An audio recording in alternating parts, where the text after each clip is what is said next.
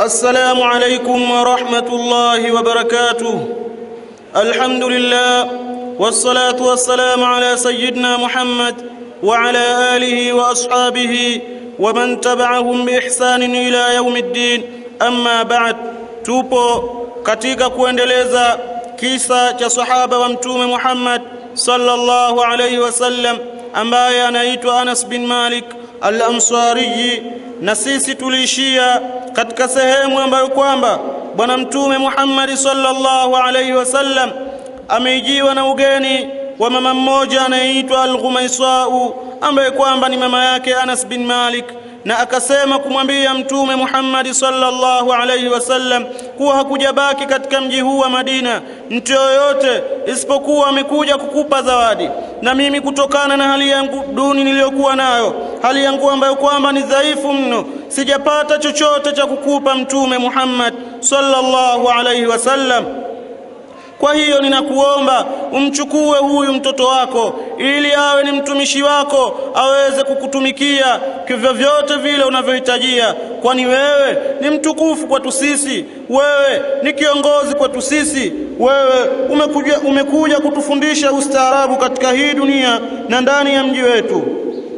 Kwa hiyo baada ya Anas bin Malik kuingia katika ulezi wa mtume Muhammad sallallahu alayhi wasallam, kana Anas bin Malik au Unais, alikuwa huyu Anas au kwa jina jingine walikuwa wanamuita Unais, na hili nilikuwa ni jina ambalo kwamba walikuwa wanamuita kwa kumdekeza wakati alipokuwa ipo chini ya miaka 10, kutokana na ule utoto wake walivyokuwa wanamuita ni Unais. Kwa hiyo Anas bin Malik alikuwa yauma sa'ida bi khidmati nabii sallallahu alayhi wasallam, siku ambayo kwamba alipata bahati ya kumtumikia bwana mtume Muhammad sallallahu alayhi wasallam.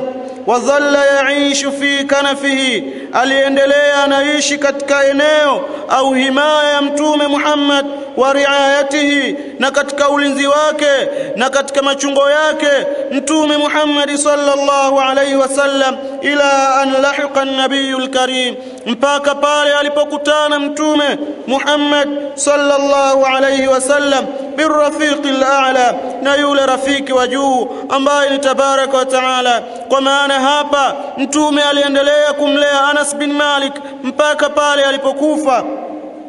Fakanat muddatu suhbatihi, ikawa kile kipindi cha kukaa na mtume lahu 10 sanawatin kamilat, ni miaka 10 ambayo kwamba ilikuwa ni kamili.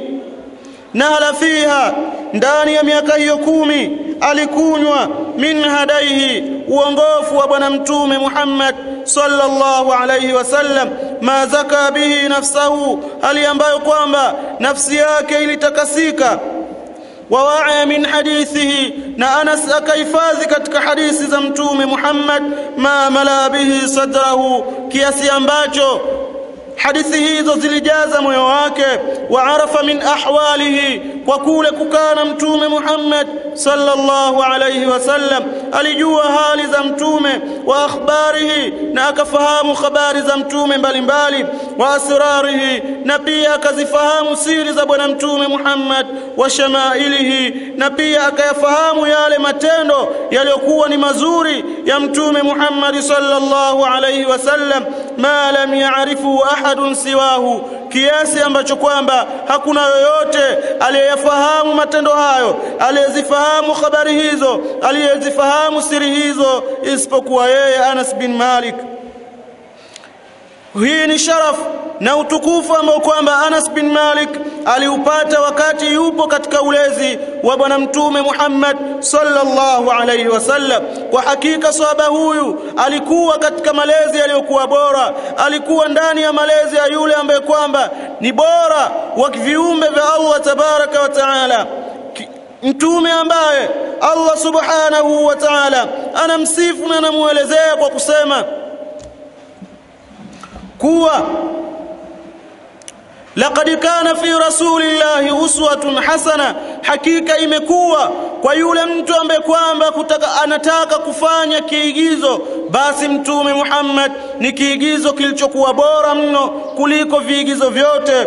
وقد لقي أنس بن مالك حقيقة أنس بن مالك alikutana min karimi muamalati nabii kutokana na ule ukarimu utukufu wa mtume Muhammad sallallahu alayhi wasallam katika kuamiliana naye ma lam yadhfar bihi waladun kiasi ambacho kwamba hajapatapo mtoto au hajapatapo mzazi kumpa mapenzi yale kumpa uaminifu ule mtoto wake milele. Hakuna mzee yoyote aliyempa mapenzi na aliyempa kumwamini mtoto wake hata siku moja. Wazaqa min nabili shamailihi, na alionja Anas bin Malik ubora katika yale matendo ya mtume, wa jalili khisalihi, na vile vitendo vyake vilivyokuwa vitukufu bwana mtume Muhammad sallallahu alayhi wasallam. Ma taghbituhu alayhi dunya, kiasi ambacho dunia ilimwonea wivu kwa namna Anas bin Malik alivyopata matendo yaliyokuwa mazuri kutoka kwa mtume Muhammad sallallahu alayhi wasallam.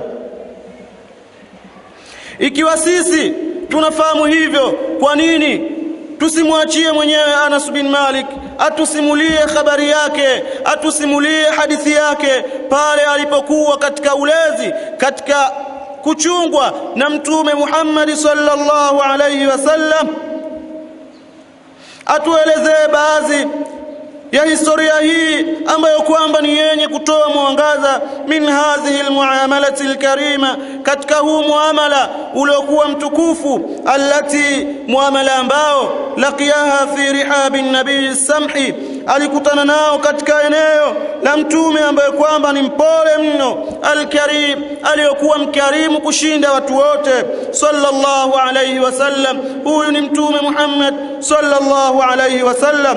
Fahuwa biha adra, kwani pale anapotuelezea yeye Anas bin Malik hadithi hiyo au historia hiyo kuna uelewa zaidi. Wa ala wasfiha, na pale anapozielezea na kuzisifu historia hizo au hadithi hizo, aqwa, kuna nguvu zaidi kuliko mtu yoyote kutuelezea.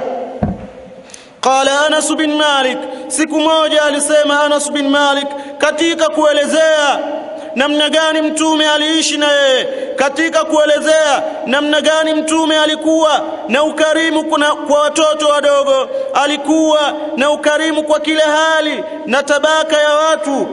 Kana Rasulullah salawatullahi wa salamuhu alayhi, alikuwa bwana mtume Muhammad min ahsani nnasi khulqa, ni miongoni mwa watu wenye kuwa na tabia iliyokuwa mzuri sana. Wa arhabihim sadra, na alikuwa mtume ni mvumilivu wao wa kifua. Wa aufarihim hanana, na bwana mtume alikuwa ni mwingi wa huruma kushinda mtu yoyote, kushinda kiumbe chochote ambavyo kwamba Allah tabaraka wa taala ameviumba ndani ya hii dunia.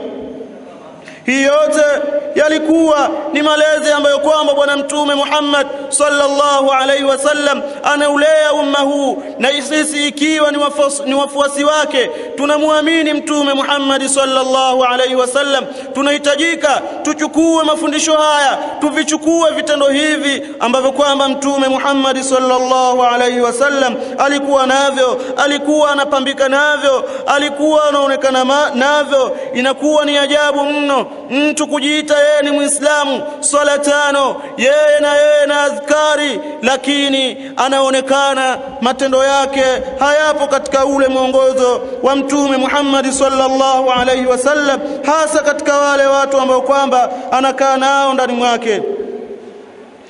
Anas bin Malik anaendelea kutusimulia hadithi hii aliyokuwa yupo kati yake na mtume Muhammad sallallahu alayhi wasallam kipindi ni mtoto mdogo.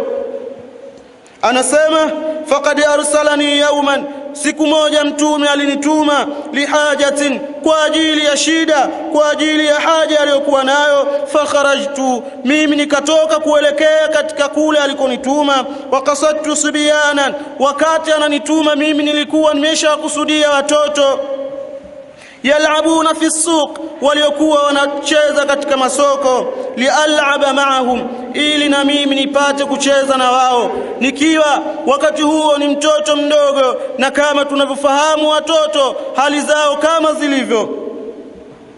Walam azhabu ila ma amarani bihi, mimi sikuenda kule alikonituma bwana mtume Muhammad sallallahu alayhi wasallam. Falamma sirtu ilayhim, wakati tushamaliza michezo ile, wakati tushakuwa ni wenye kutulizana, wakati nipo pamoja na wale watoto wenzangu, sha'artu bi insanin, mimi nilihisi nyuma yangu kuna mtu, yaqifu khalfi, amesimama nyuma yangu, wa ya'khudhu bi thawbi, na ameishika nguo yangu kwa nyuma. Faltafattu, basi mimi nikageuka kwa haraka, fa idha rasulullah, tamaki ninamuona mtume Muhammad sallallahu alayhi wasallam, yabtasim, ni mwenye kutoa tabasam, wa yaqulu, na anasema ya Unais, ewe kianasi changu, hali ya kumdekeza, hali ya kumpenda. Akamuuliza katika kumuita, azhabta haithu amartuka, je ulienda kule nilikokutuma? Anasema Anas, baada ya kuulizwa na mtume Muhammad sallallahu alayhi wasallam, fartakabtu, mimi nikababaika baada ya kumuona mtume Muhammad sallallahu alayhi wasallam, na nikiwa nipo katika hali ambayo kwamba sikuwa ni mwenye kwenda kule mtume alikonituma. Kwa hiyo wakati ule nikashikwa na butwa, nikababaika. Wa qultu na'am, katika hali ya ghafla nikasema ndiyo, nimeenda mtume. Inni dhahibu lana ya Rasulullah, mimi naenda sasa hivi mtume wa Allah.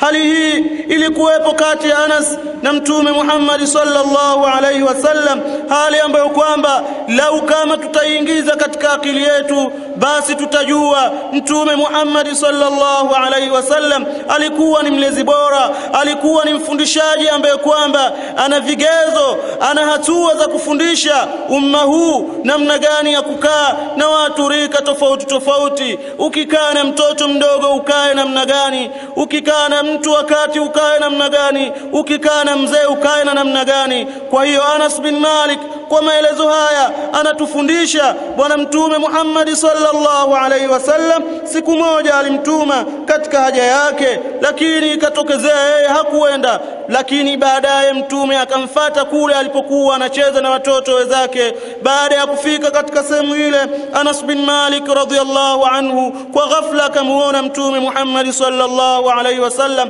na huku anatabasamu na anamuuliza, je, Anas umeenda kule nilikokutuma? Anas kwa ile fadhaha, kwa kule kuona nimefanya kosa, akaitikia kwa haraka kuwa naenda sasa hivi ewe mtume wa Mwenyezi Mungu.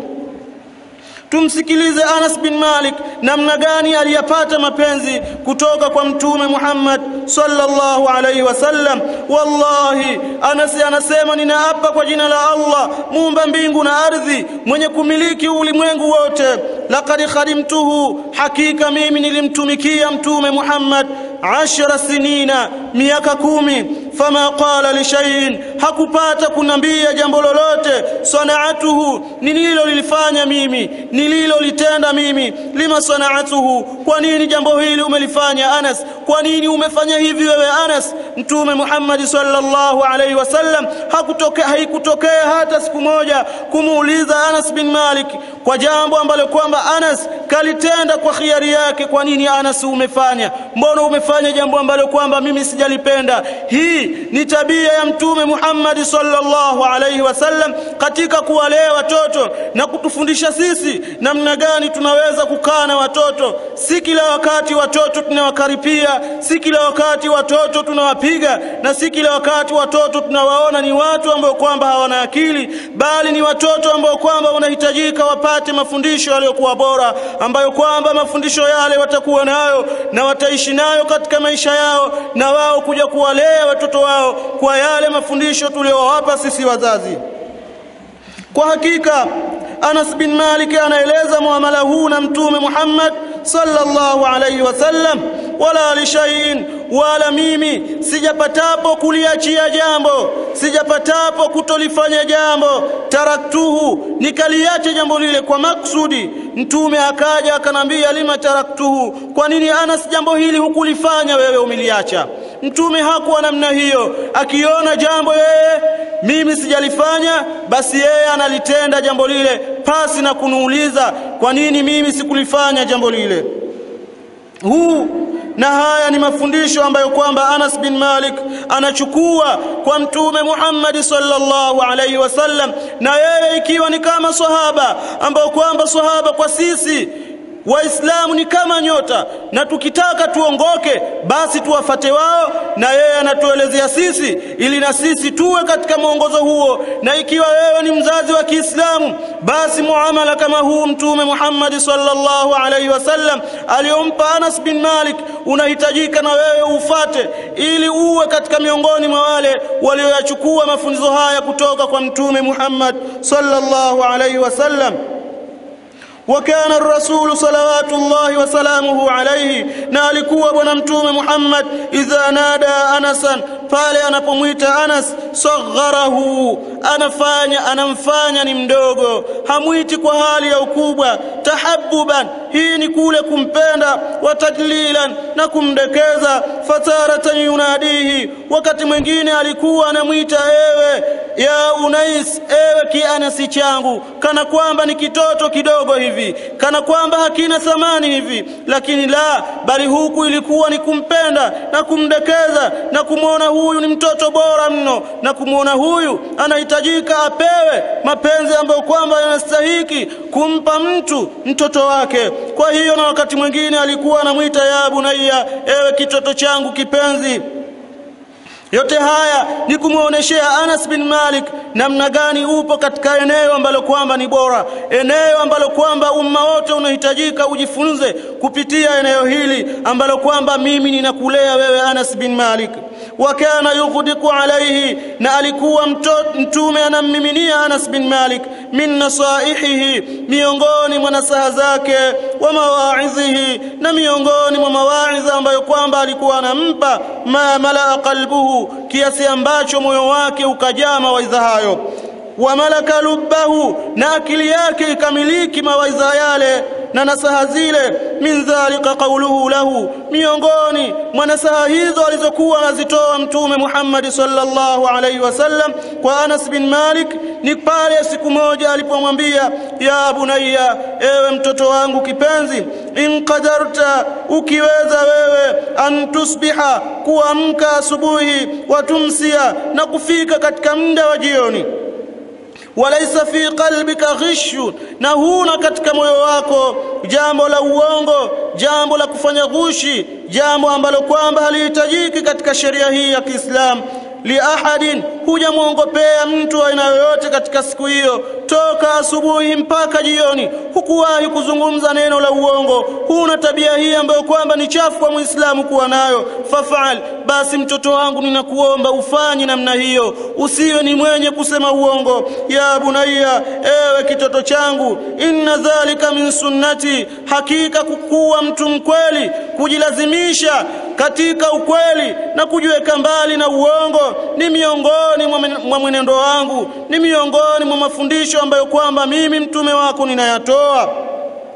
Waman ahya sunnati, na yoyote ambaye kwamba ataweza kuyahuisha yale ambayo kwamba mimi ninayafundisha, yale ambayo kwamba mimi nimeyaacha kwa ummati Muhammad, wayatekeleze, faqad ahabbani, hakika mtu huyo amenipenda. Kwa hiyo ikiwa sisi tunampenda bwana Mtume Muhammad sallallahu alaihi wasallam, tunahitajika tuwe katika hali hii ya kupenda yale ambayo kwamba Mtume Muhammad sallallahu alaihi wasallam ameyasema, na si kuyapenda tu na kuacha hivyo hivyo, bali kama ni vitendo tuvifanyie kazi kwa namna ambavyo kwamba Allah tabaraka wa taala ametujalia.